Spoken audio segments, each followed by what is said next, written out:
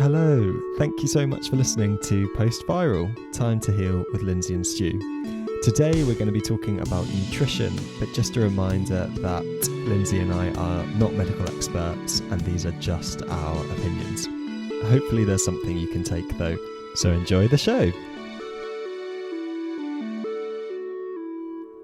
Hello, hi everybody, welcome to Post Viral. Welcome to Post Viral. Hey Lindsay, how are you? Sat across from me. Welcome from Mexico. Woo, hola everybody. Hola. How have we been getting on, Linz? We were really good the first few weeks. And then the last week has been a bit of been rough. Yeah. I know we moved into the city. We moved into Merida. And I don't know if it's the pollution or just the stimulation, but my heart's been really pounding and also harder to pace. No, I agree, yeah. We're so lucky. First couple of weeks we were at a lovely picturesque beach hut, on the sea.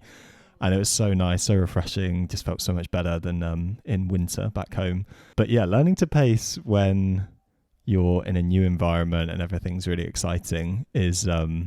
it's challenging.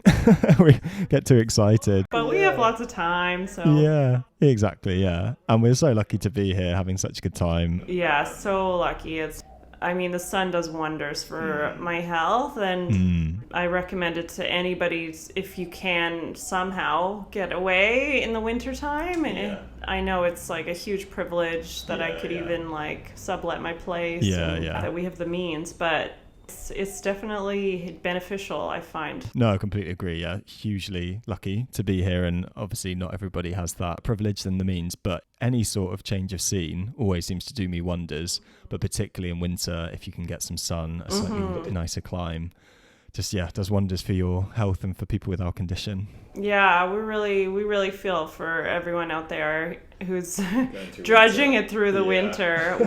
We know what it's like. I definitely have been there. Oy. Yeah. But we're here together and haven't killed each other. We still get along, I think. Yeah. So... what are we talking about today? Today we are talking about nutrition. I'm excited. I am. Are you? I'm nervous about it. No, I agree. We always put the caveat we are not medical experts. No, we're not scientists. We're not experts. Yeah. It can be a controversial topic. Yeah, everyone has an opinion. There seems to be no end of gut-related nutrition advice out there for people with chronic fatigue. So yeah, it's a bit scary. Don't hate us, but these are all just our views. Feel free to take them with a pinch of salt. Yeah. And if we get something scientifically wrong, you can write in. But But I feel like of all the things that I've learned on my journey with chronic fatigue, gut health has probably been the most, and nutrition has been the most dramatic change. Yeah. I had no idea gut health, diet had anything to do with your general health, your brain health, your immune system. Yeah. To now, I'm still on a journey. I still feel like I've got a long way to go with it, but have a much better understanding of how my body works and how nutrition is such a key component of good health. Yeah. For me, it was like the first step in learning to listen to my body was learning to listen to what my body likes food-wise and what it just doesn't like anymore. In terms of trying different things, I feel like I've tried everything. Honestly, I can definitely tell people my experience with a lot of different diets. We can probably name them all off that we've tried. Yeah, go for it. Yeah, which ones? FODMAPs, Candida, SIBO, Mediterranean, vegan, keto, GAPS protocol, low histamine. When I got sick, I was vegetarian, and then I tried vegan, and then I begrudgingly started eating meat. It's been a lot of different trial and error. Yeah, I think we would both agree that where we started diet-wise compared to now has been quite a big shift. When I first became unwell, I had such what I'd now deem unhealthy diet for myself. I remember I had a bit of a running joke with my flatmates and friends about how I'd have a bag of prawn crackers and a big dairy milk chocolate bar every day. And because I went to the gym, I felt like, oh, it's fine. That offsets the diet side of things. I remember being so unwell that I actually ordered takeaway, Uber Eats, 7 days in a row one time because I was so tired at the end of the day that I was like, I can't cook and I just need something yummy and want to feel good about myself right now. So to go from that to then now where I've done low FODMAPs for a year, which if anyone's dabbled with low FODMAPs, you know it's incredibly boring and restrictive. So yeah, pretty big shift for me, and I know for you too, Lindsay. I feel like you got nothing on me on that one, boy, because I just like, no, I mean, there's no time when sugar wasn't an insanely large part of my life, honestly, from childhood until I got sick. And yeah, a lot of my 20s, my before bed snack was homemade cookie dough. I'd literally just put in a bowl a bunch of sugar, a bunch of flour, a bunch of butter, and some like chocolate chips and mix it up and just eat it before bed. I never even realized muffins were bad for you. Like it was just like that to me was a healthy thing. I'd say I was a vegetarian, but a bad vegetarian. Like, I'd get most of my protein from nachos, you know? Honestly, like, I really understand that there's an emotional connection to food. Food is love to me because of just how I incorporated in my childhood when I was going through traumas and things. I associated cookies and sugar with comfort, so... Also, I guess I really understand why when you have chronic fatigue and when you're unwell, it can be really hard to change your diet because it's almost like the last lovely thing that you have. Definitely for me, particularly when I first became unwell, food was that real comfort because everything else comes with a cost. It's painful, you know, you're going about your life and everything. You just don't have the energy. So food and like comfort food, yeah, it's just really lovely. So I think what we're talking about today is a big personal responsibility sacrifice and make big changes from a diet perspective. We're not trying to food shame at all here, but just in our experience and what we've learned that maybe some foods are more beneficial for people with chronic fatigue. Yeah, for sure. Our nervous systems are really sensitive when we're going through this, so the kinds of foods we're eating affects it. But yeah, I do think it's really important to say a lot of what we're going to talk about could potentially sound stressful or overwhelming or scary, but it's really not even worth changing your diet, I don't think, unless it's coming from a place of curiosity, experimentation. If every time you mess up, because you will mess up, you can really beat yourself up about doing it wrong, not doing it enough, I should be better at that, I shouldn't be eating that, I should have blah, blah, blah. Yeah. And that stress that each of those little reaction creates is giving your body a negative reaction. Yeah, we'll talk about that a bit more as we go, the link between your gut health, your mental health. And yeah, I mean, for me, it came from a place of my fatigue was painful enough that I was like, right, I'm willing to try, anything. I'm willing to give up the food I love. And also I think because I realized that my gut health kind of had like pretty much diarrhea for the last 5 years. Sorry for too much detail. Oh, no. But it had been slowly declining. And I had normalized that, especially when I had my general health was kind of okay. But then it was almost like a step back. Oh, that's not normal and healthy. I need to do something here. But actually, I don't think everyone needs to make as drastic changes when it comes to this. Yeah, some people actually do have a pretty good diet going into it. Yeah. But we sure aren't examples of that.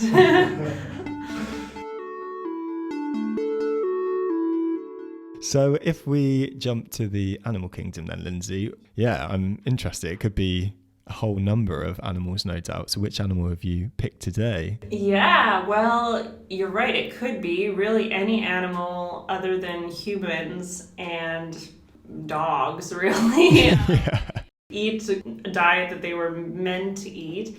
But the animal of the day is the squirrel. The squirrel. Yay! I also just love when Stu says squirrel. Yeah, I picked that one. It's my favorite. I really like like squirrels, and I mean, they've been a big part of my life, especially since I've been sick, just watching them in the trees, saying hi to them. Oh. But yeah, there's some really good, actually, squirrel connections to nutrition that I think apply to us. Okay. The first being, I guess, a misconception. When you think of squirrels, what do you think they eat? Bird food. Bird food, okay. There are such pests and rodents in my mum and dad's garden, constantly destroying the bird feeders. So, nuts? That's what you meant, was nuts. Yeah, lots of peanuts. Yeah, that's kind of the conception people have, is that squirrels eat nuts. But actually, they have a very varied diet. They're omnivores, and they have fungi, seeds, fruit, eggs, small insects, caterpillars, and even little small snakes they can eat sometimes. Wow. They have quite a diverse diet, so it's kind of a misconception. I like to think it's similar to how people think eating healthy has to be so boring. But there's actually like a lot of things you can eat once you get creative and find things you like. Oh yeah, okay, that's interesting. Another interesting fact about them is that they lose up to 25% of what they've buried to thieves. Oh. Yeah, so we think that would be really annoying. But that really reminded me of me, at least, because if the thief is a metaphor for not absorbing well nutrients, I feel like even though I eat so well, I still feel like I'm not absorbing very well my nutrients. So about 25% of their food gets lost by thieves, but I feel like for me, 25% is just lost by malabsorption. Yeah, I think that's a big one. I think it has to do with inflammation in the gut, and I don't know the science behind it so well, but it seems to be getting a lot better in terms of what my levels are and my abilities. I'll talk more about my example of this. That's good. Another one, which is similar to most of my animal facts, is that they are intelligent and very adaptable, like us. Very good. Nice. Like you were saying, they get into bird feeders. They can live in a huge variety of environments, from like Russia to here in Mexico. There's squirrels all over the world. A lot of them were introduced by humans. Okay. And they have been able to adapt to those environments. They can find food in a foot of snow. They can smell food out. They might pretend even to bury a nut to throw off potential thieves. They like, oh, I'm gonna pretend I'm burying my nuts. Then they go and bury them somewhere else. So I just think they're really cool animals because they're so adaptable. Yeah. They can hibernate in some parts of the world, and then in some they don't hibernate. So yeah, just really adaptable. And we're going to talk more about how we've had to adapt to our diets. Wow, so smart. Yeah, one more thing about them is that they don't actually dig up all the nuts that they bury. This is similar to my beaver fact of not knowing the true benefits of all that they're doing, because the nuts that they bury often result in new trees. And a lot of the new trees that grow are because of squirrels' nuts that were buried and forgotten about. So for us in diet, I was thinking about how we don't even know the long-term advantages of a healthier diet, because they don't come until many, many years later. Yeah. Same like the opposite. The consequences of my terrible diet throughout my life has really hit me within the last 6 years. So it's the same with their trees. Oh, that's a nice one. Yeah, that's kind of my main squirrel facts. Oh, I learned so much from the squirrel. Yay!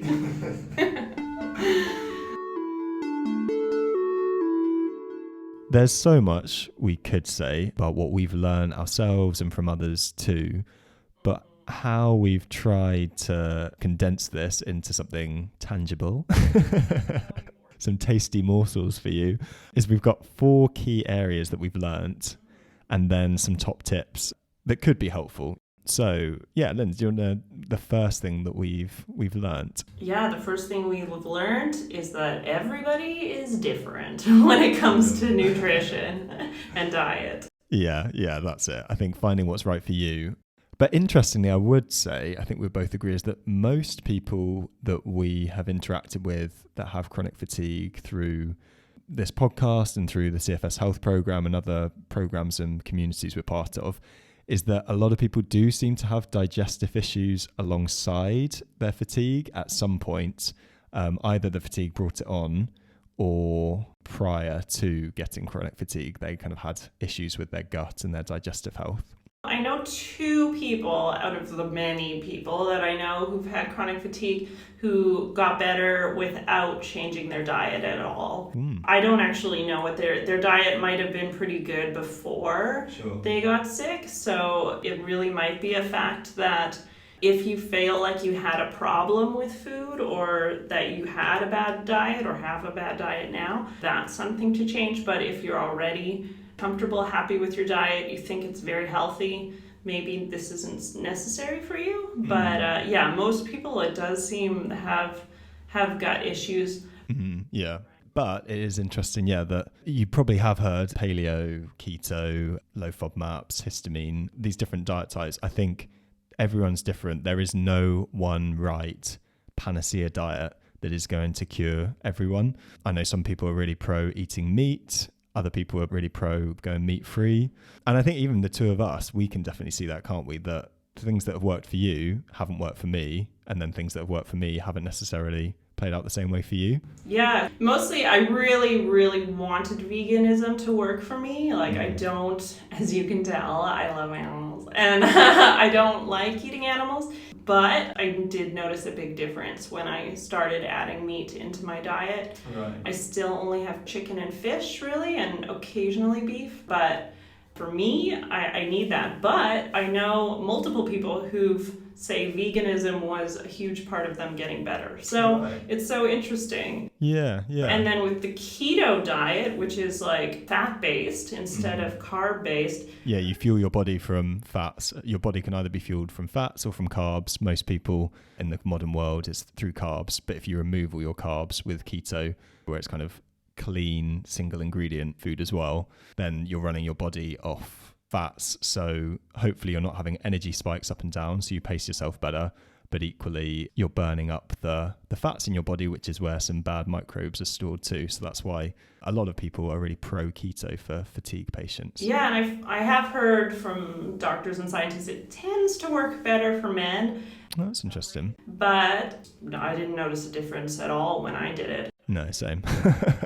Felt worse. You didn't, yeah. You got worse. Yeah, no. It was just also really hard. It's very hard to live that way because other people don't, and it's so limited.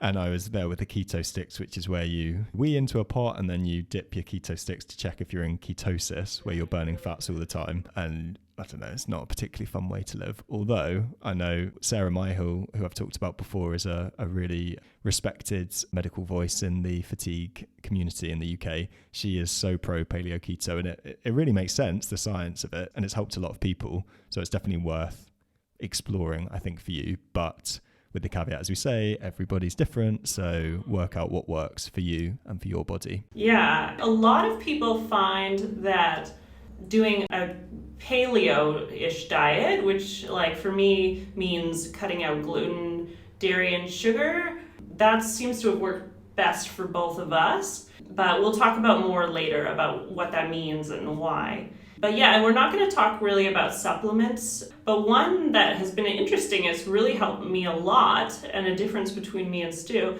is this GI Fortify. It's got all those mushroom root and licorice root and marshmallow, that's what it was, not mushroom, and glutamine and stuff. Anyway, that really calmed down my gut, and I was like, you gotta try this, Stu. My naturopath said it helps everybody, and it didn't help him at all. No, it made me go to the bathroom more, so. Yeah, it wasn't right for him at all. Yeah, all different, aren't we?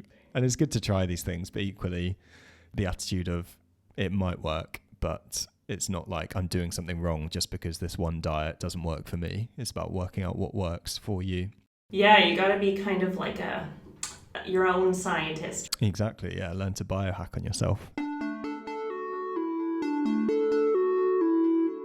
So the second key learning, I think for me, has been how the human body is so interlinked. Yeah. So I had no idea that scientists think about 70 or 80% of our immune system cells and our immune system activity is located in our gut, which remember when I heard that, I was just like, what? I thought your immune system is, all through your body, your nervous system. But it makes a lot of sense given that your gut, it's the area of your body which has the most interface with the outside world. You think you're putting foreign objects into your body as food all the time. And so, of course, it makes sense that your immune system cells are kind of sat and housed in your gut. And I think, again, learning a lot about the microbiome, is a bit of a buzzword that you may have come across before, but that's kind of all these billions of bacteria living in your large intestine, just how responsible they are for good health, but also for things like mood, for your nervous system. Yeah, your mental health, your immunity. And I actually did do some tests with a gastroenterologist and then with a chronic fatigue specialist around my gut health, and finding that mine was really depleted in the two good guys, the Bifido strains and the lactobacillus strains, just how important these are for good gut health and then overall health, which may explain for a lot of people why we seem to kind of have a persistent virus in our body causing fatigue and we can't quite overcome it or get rid of it.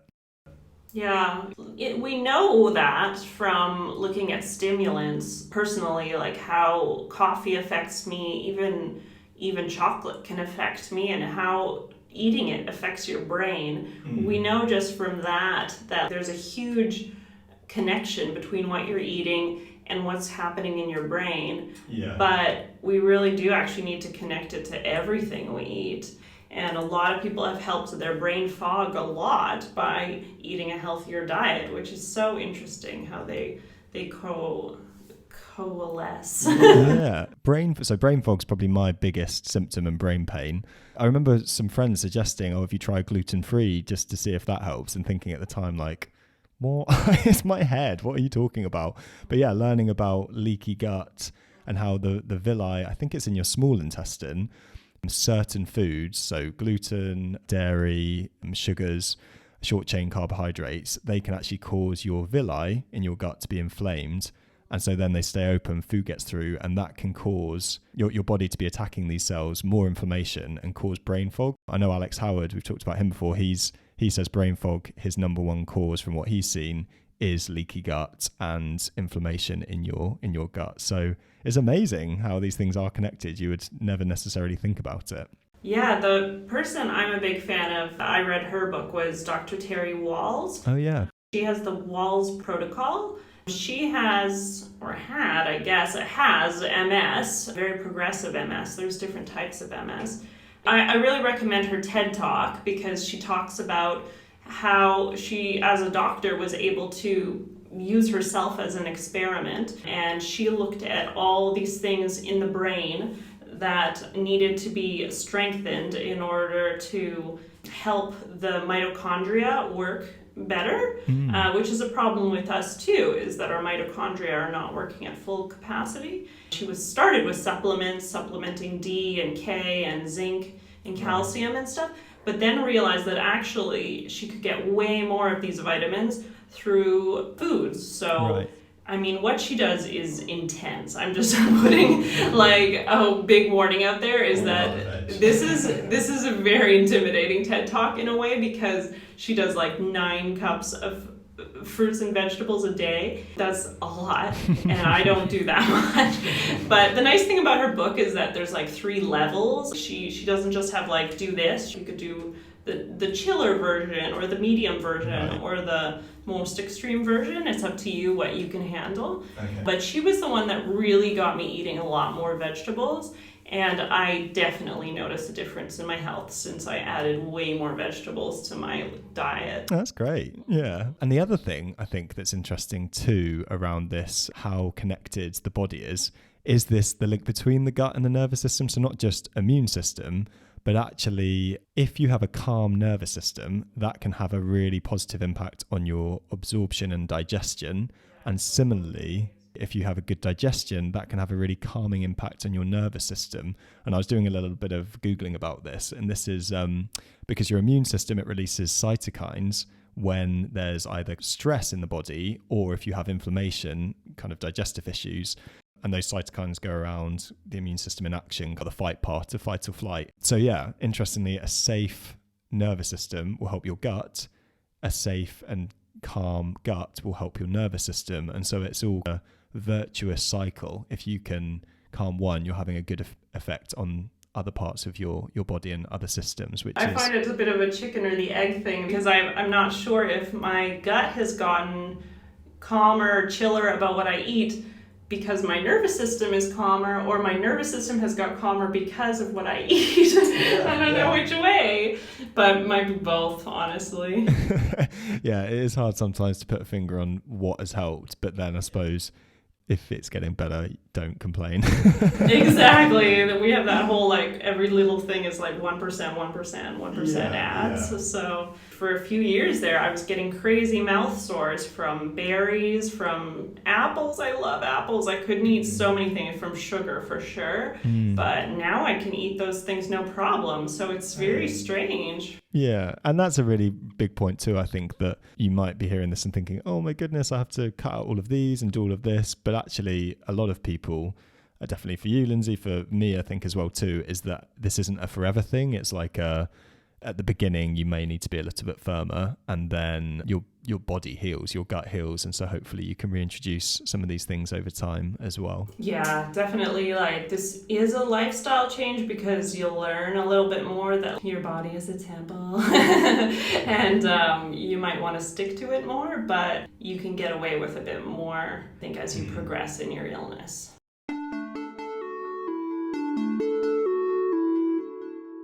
So yeah, I feel like we've kind of started to cover some of this, but the next learning was that you are what you eat, which I think we all know, but actually it was more your point earlier, Lindsay, where it's you are what you absorb. Mm-hmm. So as Terry Walls was saying, we kind of naturally jump towards supplements. I think we don't necessarily believe in the power of diet as much, but when you think about how much food we are eating, like that should definitely be our first port of call before jumping to supplements and all the goodness being in our diet. But it's, as we start to talk about with the like leaky gut, brain fog, certain foods like gluten, lactose, stimulant, sugar, then that can have a bit of a inflaming effect on the body. And so it's just being a bit careful with those types of things. Yeah, I think it is definitely proven that people with these illnesses are having trouble absorbing nutrients, whether it's because of the stress or because of an existing problem like leaky gut. But a big example for me for this is my iron. I have struggled with low iron. That's a test you can get for free from your GP, hopefully for free everywhere. I had really low iron, so they gave me iron infusions. So I was like in this room full of super white girls who were just hooked up to these machines, like getting iron pumped into me. That put my iron up to a really high level, like 240. The lowest it's supposed to be is around 50, and mine was at like 20. And this was the second year into my illness, so it's been like 4 years since then. And ever since, every blood test I get, I see it slowly going down, down, down, down, to the point where now I was back down in the 20s again, which is pretty crazy because I've had a lot of meat in my diet since then. Yeah. And I've had some iron supplements as well. Anyway, maybe that's a tangent, but it's just an interesting example of how badly my body was absorbing iron. And I know that's an issue for a lot of women. B12 is also a huge absorption issue for women. Yeah, and a lot of the common ones like D and K and zinc and calcium, you can get tested. Most of them you have to ask for with your GP. I think it's important to look at your vitamin levels for sure. For the UK at least, there's like a list of the tests you can ask for on an annual basis with your NHS doctor, which hopefully it's similar in other countries as well. So happy to, in the show notes, we can link that, because with my gut health, my microbiome being so low on a couple of key strains of bacteria, so been like experimenting with probiotics, which again, bit of a buzzword, but making my own Kefir, Kimchi, Kombucha, Dr. Ruskio, he's an American doctor that's big in the gut health area. He talks about 3 key types of probiotics to give you the full range of good gut health. So Bifido and Lactobacillus is one. Saccharomyces boulardii is like a fungus that you can have as well.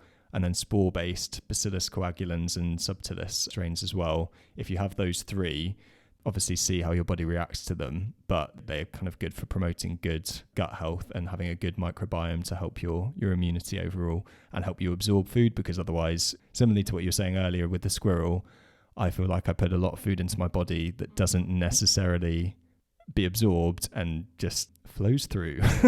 Yeah, it doesn't get to the mitochondria. Yeah, definitely. I never had luck with probiotics.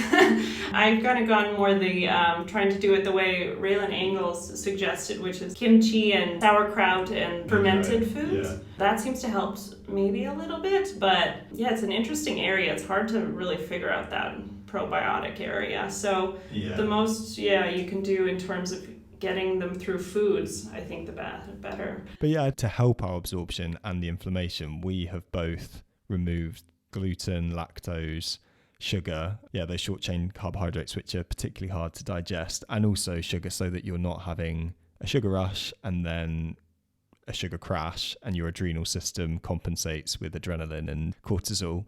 But I mean, I still have coffee. I try to have decaf, so I completely understand all those things are really lovely. So go easy on yourself. Go easy on yourself. We're dealing with so much that really, if you notice yourself getting mad at yourself every time you screw up, it's not worth it. It's not. Really try to notice that.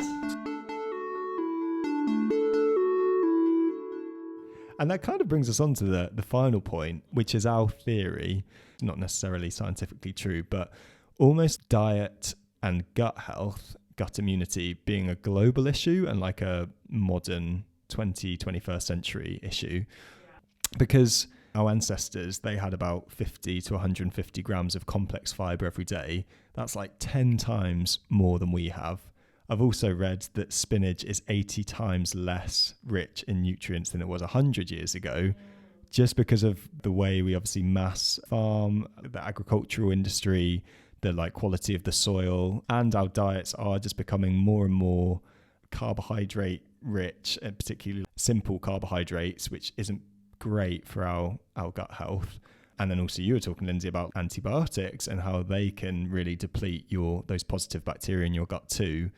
And so I think it kind of makes sense, for me at least, why societally we are seeing more people with chronic issues and fatigue issues. If your gut health is being depleted and we're not getting the nutrients we need, and diet maybe isn't as broad as it could be, then why you're seeing these health issues come out the other side of it? Yeah, there's a few societies they've found that don't seem to have these issues. They don't have these microbiome kind of issues. I saw this documentary about these people in Papua New Guinea who eat mostly fruit. They're extremely healthy. They get all the nutrients they need from their like fish and fruit, and they've been eating the same diet for so many generations. A lot of it is how our diet has changed over time. I think that makes the difference, because we are very adaptable creatures, but with all the chemicals and modditives that are put into our food these days, that seems to have really screwed us up. And for me, like you said, the antibiotics thing, oh gosh, I can't even tell you how I'd pop them like candy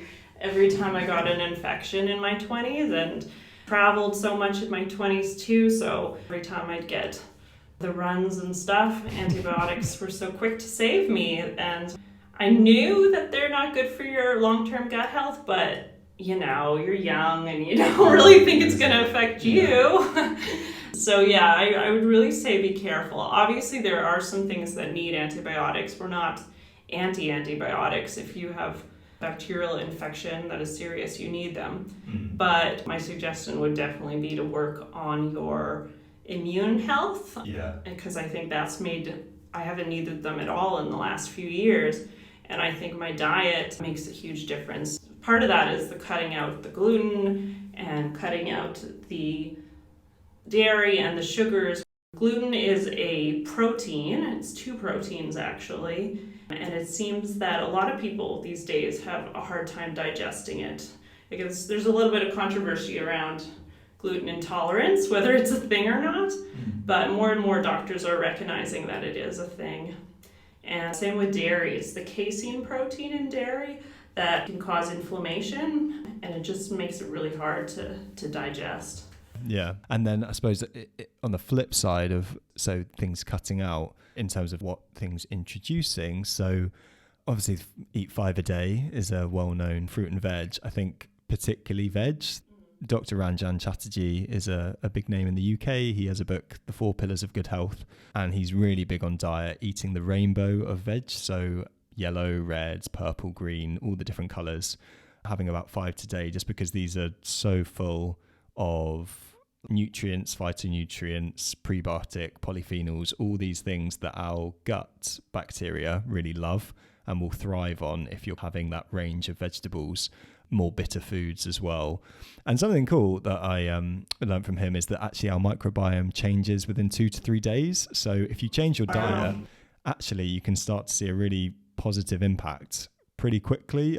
Obviously this is a long-term change we're talking about and go slow and steady, but it's kind of rewarding and quite cool to think that you can actually change your microbiome and your gut health that quickly. Yeah, and I definitely have heard of some people where their entire chronic fatigue problem was an allergen, was a diet issue. Yeah. Gosh, I wish it was like me that could just figure out it was one food and and it was just like the switch. But yeah, and with this point, I guess too is the idea of organic. Some people really big on you have to go organic because it's more full of good nutrients. I mean, obviously, if you can, if it's in your budget, that's brilliant. I haven't. Yeah, I haven't been able to afford it. Yeah, it's very, I mean, especially meat, it's really expensive. If you can grow some of your own foods, my mum is an avid gardener, so I get the benefits of that. And I know you grow stuff as well, Lindsay, don't you? Yeah, I've been really lucky this last year, especially to have my own garden. Nice. If you can grow kale is packed with nutrients and it grows so easily. But other than that, I just wash my veggies, but yeah, that's it. So yes, our 4 key learnings. Everyone's different, how interlinked the human body is. You are what you eat and what you absorb, and the global issue of fatigue related to gut health. Now we're going to give you some of our top tips. Ooh, yeah, exciting. I guess, as we've kind of alluded to, if you do have digestive problems, what we're talking about today is kind of lots of things you can try yourself. But if you do try these and you kind of want a bit more help, it could be worth finding a practitioner, like a naturopath, a doctor you trust that might be able to run some tests with you and help you. We've deliberately chosen not to speak so much about that today, or supplements or other practitioners like homeopathy and Chinese medicine. We've tried a whole host of things, spent a ton of money. I've done fecal transplants, I've done all these things. Which, yeah, we're happy to talk about at some point if people would find helpful, but kind of talking more about things you can try at home for relatively cheap or free, as opposed to spending lots of money on testing and other things too.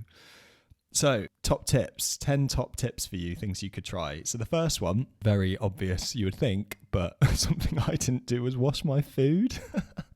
So my veg and things I just wouldn't wash, and my mum had to say to me, what are you doing? You need to be washing your food. You have no idea what pesticides and chemicals and things are on your food. So a very simple, very easy one. Just make sure you're washing your food. Yeah, I have no idea how many people know that. Yeah, my top one, it is that I've gone gradually to introducing these things, and I think that can be easier, especially if you have those connections to food being love. However, protocols, like a very strict protocol, following a protocol can be good if you have a very specific issue, I think. So I had Candida and SIBO. SIBO is small intestinal bacterial overgrowth. That's another thing you could get tested for. Here in Canada, it's free. I don't think it's free for you. No, quite expensive, yeah. But yeah, so there's specific online you can find the protocols. Candida, I tried so many things. I tried all the doctor antifungals, all that stuff. Nothing helped. And the only thing that really helped was doing the full strict Candida diet for 3 months. It was hard, like, for someone like me to do that, but it really did help. And my tongue was white forever and it went away. So yeah, no, I completely agree. Almost biohacking with yourself when it comes to this kind of thing. If you have a digestive issue, elimination diet. So it could just be, I'm going to remove gluten, then I'm going to remove dairy, then sugar, then stimulants, or you could actually say, I'm going to go hard with like a low histamine or a low FODMAPs or the elimination diet to see if that has an impact on your gut health and your general well-being, and then introduce things slowly from there. I know that really, really helped me. And having a food diary and a poo diary. Yeah, your diary. So that you're actually tracking what have I eaten and what is the outcome. There's the Bristol stool chart, which is helpful to show what healthy stools look like, that we can link as well. But yeah, it definitely gets easier. It's hard to begin with. Shopping and planning meals, it's tough. Yeah, definitely. Like if you can print off what you can and can't eat, little treats within your diet that give you joy. Meal plans. But it's cool as well. I remember your palate change is cool. I was a big sugar addict, and then cutting out sugar with I think it was the Paleo-Keto diet I tried first. After a couple of weeks, you actually really start to appreciate the taste of bitter things, of spicy things. Like I eat 100% chocolate now as like a treat. Whereas like when I have normal milk dairy chocolate, it's like, oh, that's so sugary. So it's funny how yeah, I had it was like a honey donut for the first time recently, and it like literally made me sick. I used to just devour those. Yeah, so that's rewarding, isn't it? It's cool to see see how your body changes and adapts. Yeah, but one warning there, if you're concerned about your weight, which I have always been, it's like a thing for a lot of women. I lost a lot of weight on that strict Candida diet because I couldn't even have rice. It was very, very strict. And then I think what happens is your body, once you go back to eating some of those things, your body's like, she's letting us have them. And then it stores a lot of that fat. So I've definitely gained weight, unfortunately, more than I feel like I was at before. So it's interesting, not too much, but it was an interesting lesson on how dieting doesn't work for weight loss. Right, yeah. Yeah, that's a good one to bear in mind, actually. So yeah, my third one is eat slowly, chew 20 times. I think I've said before how I would inhale food, but this is such a simple one to be mindful, but also to help your digestion. If you chew 20 times before you swallow something, digestion starts in your mouth. The enzymes, they respond to the taste and the smell. So it kind of gets the system into gear to help aid digestion. But also the smaller your food is, and the slower it passes through your body, the easier it is to digest too. Something I still struggle with it. Sometimes I'm just like, food. But it's I've good. Never been able to do it. Keep trying. Yeah, I haven't tried hard enough. You're right. And it sounds like a good meditative practice. Yeah. Yeah, so my next one is that if you're really having trouble cutting out sugar, which I did, I got myself used to stevia. Some people are cringing out there because some people hate the taste of stevia. But if you can get used to it and you get pure stevia, it definitely needs to be the pure stuff because stevia is just a leaf if you get it pure. So that's how I started to make my sweet treats. I think stevia is probably the best because it is natural, or even just a little bit of honey. Yeah, I do use agave sometimes, which is lovely, but probably not healthy. No, it's natural though. It's still better than processed sugar. But yeah, stevia, I'd love to give people some of my little treats I do. One example is if you mush up an avocado with pure cocoa powder and coconut milk and stevia, it makes a nice chocolate pudding. And the end of Terry Wall's book, she has a lot of sweet treats that she recommends. And Healthy Eating with James on Instagram tries to do kind of clean recipes in general, but yeah, over Christmas his hot chocolate recipe was so lovely. My number 5 is simple and diverse. So we've talked about the range of colours of veg, but trying to keep food simple, so where you can, avoiding processed foods that have more than 4 ingredients. It's the idea of paleo, really, to kind of have simple ingredients, pure ingredients if you can, because the more ingredients foods and products tend to have, the more processed they've been and the less nutrient rich they are for you. If you don't understand what the word is on the label, maybe avoid it. Yeah, if it's a number, then definitely avoid. Yeah. So my number six. This one's a very controversial one, but it's been an interesting experiment for me over the last year, which is the medical medium. You know, he believes that EBV virus is the root of pretty much all of us with chronic fatigues problem. Even though I didn't test positive for EBV, he says you probably have it, although it could be the CMV that I did test positive for. He's not a doctor, this medical medium guy. He saw in a dream that celery juice was a cure for viruses and things like that. So, you know, take it with a grain of salt. Some people have had miraculous recoveries using medical medium, and more people that I met found he helped them so much. So I finally did it. I started doing the daily celery juice every morning, and then I added all the little supplements that he recommends to go along with it. I never even bought the book, honestly. I just went off what my friend told me. But I do think it has helped me. I do. And I do know someone who said their aunt got worse from it. But what he recommends, having celery juice every day, every morning, and maybe it's more the supplements that I've been taking with it that he recommends, but my immune system is way better this year. So nice. Yeah, like he recommends cat's claw, which is a natural antiviral, and lemon balm, which is a natural antiviral, and L-lysine, which is generally used for the herpes virus. But I don't know, I think it's helping. So that's cool, yeah. Yeah, it's worth in exploring. I mean, for me, celery juice went through me, and I tried the cat's claw and the L-lysine, and it didn't seem to do anything for me. But yeah, again, it's cool that it's helping you, and it could help other people too. And actually, you just saying that, so this is going to sound like a bit of a anti that point, but I was definitely at a place where I was having about 20, 30, 40 supplements a day, thinking, well, my body will just absorb what it needs to absorb. As soon as I stopped taking all of them, I felt so much better. So, oh yeah, you can definitely overdo it. Yeah. You're putting a lot of loads on your gut when you take lots of these things. I think that's why it's good to introduce things slowly and see the impact, and then decide, is this worth it and working for me?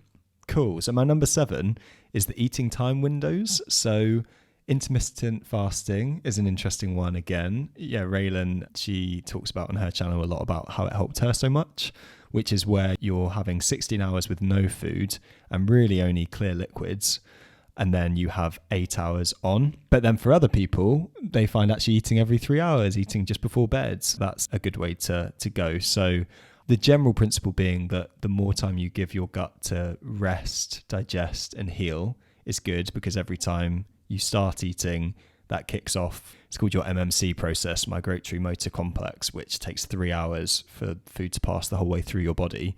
So the longer you can leave your body chilling is kind of a good thing for rest, digest, and healing. But it's a cool one, I think, to play around with yourself to work out, does small and frequent work for me, or actually bigger meals and then longer time off? See what works. Yeah, it can be a really hard one too when you're already changing your diet so much. Food is still such a joy in my life, and I get bored when I'm not eating. It can be hard. Yeah, I think it's trial and error, and with the balance, as you say, if you've got to enjoy life, food is a big pleasure for everyone. Which is a nice link into tip number 8.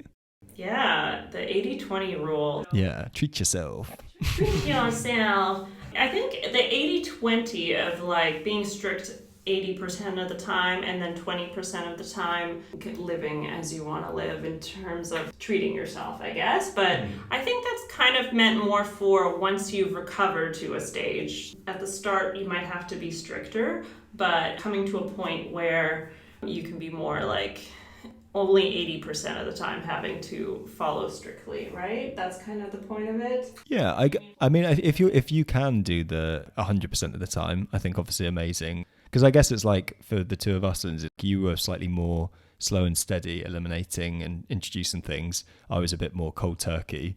I guess it's kind of working out what works for you, because I was definitely really harsh on myself if I ever did have something that was outside of my diet, which is a really unhealthy way to be, actually. So I probably could have benefited from 80-20 from the beginning, whereas if you find it's more of a struggle, then yeah, maybe start with 100% and then slowly introduce 80-20. Yeah, but I think within that 80 or within as much as you can, I've just found so many ways to still make things tasty. Like cutting out flour can seem like a really scary thing when you love baking, but when you discover the beautiful yet expensive almond flour, and then there's rice flour I use all the time, and I use coconut flour as well. You know, those kinds of things make a huge difference. And then spices as well. My friends make fun of me about how much cinnamon and how much like nutmeg and cloves and all that I put in my cookies. They all are like, whoa. But to me, like,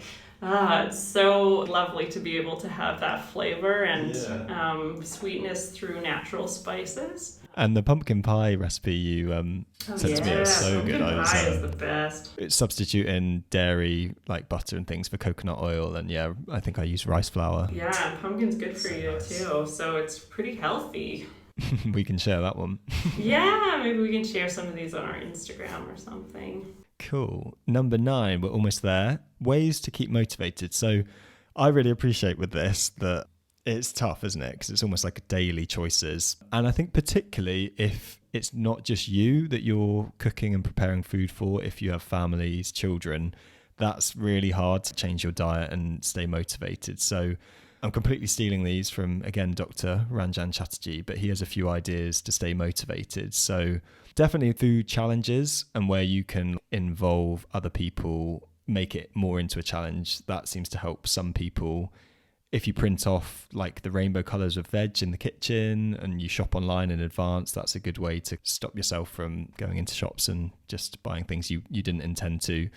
Adding 2 veg to every meal, and if you can serve your veg first, particularly to children, and then giving them whatever the main is, that can be quite helpful. And then veggie snacks, so avocados, carrots with hummus, cucumber with tahini, cooking in advance if you do like a whole tray bake of veg. Linking back to our last episode where you're trying to make it as easy, rewarding, satisfying, attractive as possible, just helping yourself in advance with some of this stuff, because yeah, completely appreciate it's tough, and also especially if you're cooking for other people as well, that can be really tough. So feel for you. Yeah, I mean, and the other people one leads us well into the 10th one, which is bound around food. Once you're able to set boundaries for yourself and stick to them, it makes all this a lot easier, because food is not usually just involving us. You might have a family, or you're staying with someone else, or you're going to someone's for dinner often. Then they start asking why can't you eat that, why don't you eat that, which is exhausting. Yeah, and the longest time for me, I felt like I needed to give like a scientific answer, and if I couldn't provide it, I was like, okay, fine, like I'll just eat whatever you have. Or I was people pleasing and just wanted to be like, sure, I can eat that. And well, especially if they've gone to the effort of making it for you as well, you're like, oh. Yeah, and like if you can tell them in advance what you eat, obviously it's really helpful. But once you get comfortable just saying, this is just what works for my body, like practice saying that, this is just what works for my body. You don't need to give them a scientific explanation. You don't need to explain yourself. A lot of people are understanding once you just say that, and if they're not, that's their problem. And I find as well, sharing with people can increase accountability as well. Mm-hmm. If I'm with a certain group of people that know that I have a certain diet, then I'll be less tempted to be like, time for a beer or time for like a chocolate pudding or something, because I don't think it's necessarily a good thing, but you almost feel the social expectation and pressure that comes with that too. So yeah, my friends like shared a spreadsheet about what I could and couldn't eat. Oh my gosh, so sweet. Okay, now it's time for Stu's poem. I'm excited to hear it. It might be a bit abstract, we'll see. Ooh, I can't wait. Okay, cool. I saw a teardrop in a coffee mug. droplets of oceans far-reaching unknown, or aware of my troubles or personal grief, as it leaves my mouth bitter and thinks of the labour, and that labour, the labourer, and acres of fields stretch further and deeper into the unknown, more teardrops in coffee, too rich for my taste, leaving me empty, so I say nothing, and gulp. It goes. I tasted the sweetness of barley oats that clung to the palms of a mother's hands. As she pounded the grain, my chomping gained pace, the rhythm of creation, her hands touched my taste. A grape went plop, as it dropped from sight, from the air and the light, an esophageal plight. It reaches the pit of my stomach and sits along parts of my body I just trust to exist. Intestinal friends have learned to contend with the food I administer and continue to send, without thought for my gut, whether grapes are enough, the oats are too sweet, or the coffee's gone off. Just tempted by tongue and led between head, never pause between jaws and consider instead that taste can be taught and stomachs can sing. To swallow is easy, but it's hard to listen. There are so many flavours that I'm tempted to try. There are so many clues I already deny. Wow. Oh my gosh. Might be a bit ominous, that one.